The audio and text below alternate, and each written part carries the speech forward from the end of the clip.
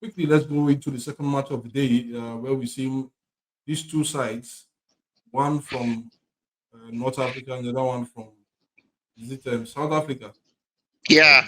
And for me, I think they are one of the two lowest ranked sides in in the AFCON this year. We're looking at with respect to Tanzania and Namibia as well.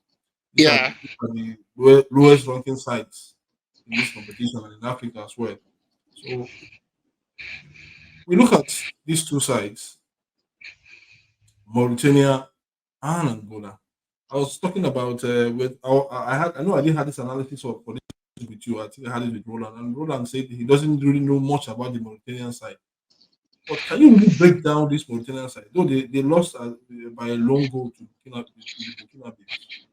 But can you really First, break down this Mauritanian side and how they play and how what we should expect from them against uh, Angola, who also pick a point from the great Algerian team that we saw played against them last time.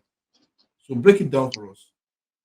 first of all, I think the Montana team has got one of the tallest goalkeeper in the tournament. When everybody saw the pictures of the goalkeeper, they were like, "Wow, how can this guy be in goal?" But I tell you, he kept a good account of himself. The goalkeeper, the Montana goalkeeper, very tall and slim and lanky. You feel Yeah, that if he will not be able to be in goal, but he had a great game, a cracking game against against Burkina Faso in a game that they gave their best. But I think the strength of this Mauritanian team is they're being unknown. They're dark horses. Nobody didn't know much about them, and the fact that they work so hard, I was surprised how hard they work. They don't care. When you are looking, players are looking to establish themselves in African football. There's one thing that works for them. You don't know me, I don't know you. All I can do is work hard. I think the coach has shown that these players are working so hard for each other. They defend together. You see them defending their numbers. And the funny part is that they don't pack the boss. You would expect they did not pack the ball against Burkina Faso. They had their own chances. I think if they were more experienced than they would have scored. But to me, this is all about a learning curve for the Mauritanian team. They are new to the rain. They will pay their dues. Other teams like Cape Verde, when they came, they paid. When Namibia came as well, they just got their first victory in 9 attempts. So you pay your dues. That's the dues. They're paying their dues. I don't expect much from them. But if there's something that work out for them is that they are hardworking. They they're not the best when it comes to building from the back either, but they've got yeah, pace in their wingers and they work tirelessly hard. You'll be surprised when you see their striker, that team number 9 coming back, to help out with the defensive duties. Be like, wow, this is good, this is good stuff. How many top teams would you see Victor? Okay, let me not go. Victor will do that all day long because he's yeah. Victor. We'll do that. He will do that. Yeah, he will do that. Because he's Victor Osimhen, but not because it's the way it should be.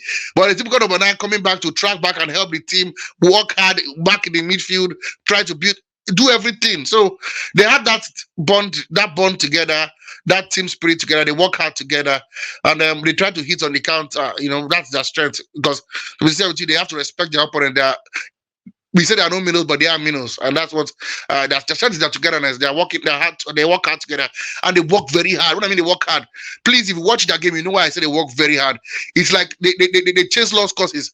There's some boys you'll be like, why is this guy chasing this ball now? It's God. They chase lost causes. They fight for. I think they love their coach. If I use that way, have you seen a secondary school play for their PE coach? That's what it looks like when you Exactly. watch. Exactly. That's what it looks like when you watch a Mauritania team play. Coach brought us to the AFCON. No, we've not been here for a very long time. We've not been here at all. No. Let's give coach something to smile about, and that is what it's all about. So I think they work out together. And if you don't take them lightly, you wanna read them at your own period. They get their first goal against you.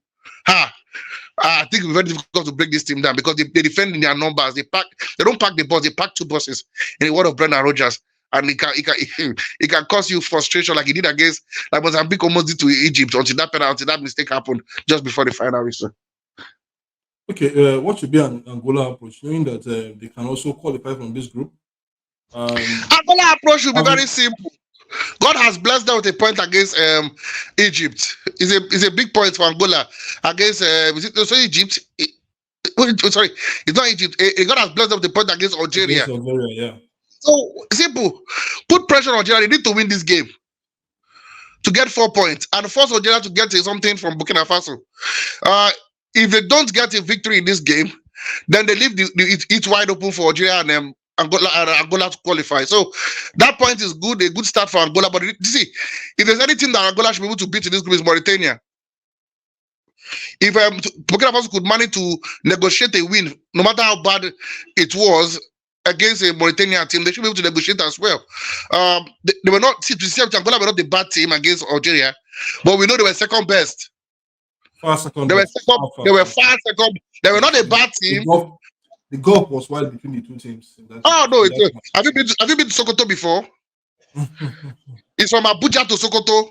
That distance. That's how the gulf is, and you will not be going with your front. You'll be going with your back. That's there. That's how the gulf is. It's gigantic. It is gigantum. Very huge. So I think Angola will be grateful for that point. Or now they need to prove themselves.